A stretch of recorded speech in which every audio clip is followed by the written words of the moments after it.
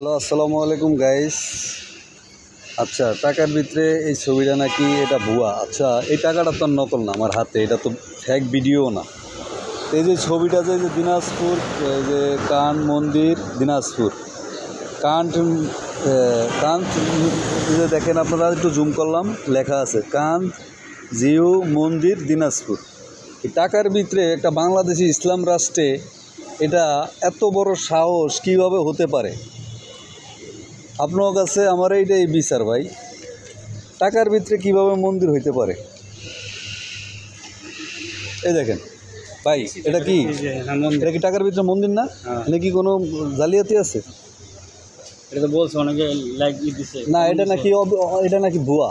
এই জন্য এখন আমি সরাসরি টাকাটা এই যে দেখাইতেছি, ঠিক আছে, ভিডিও করে।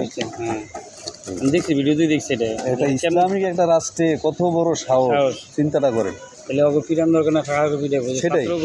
ছাত্ররা এতভাবে রাখতে চায় তারে, হ্যাঁ, এত মাথায় উড়ে কি করলো? হ্যাঁ না, সে কামটা করলো কি? এটা লেখা আছে কি নিচ দিয়া, তাহলে কাউ মন্দির দিনাজপুর, এই যে এখানে লেখা আছে, এই দেখেন। কাউ মন্দিরে, তাহলে এটা লেখাই আছে, তাহলে আর কি অবিশ্বাসী কি আছে?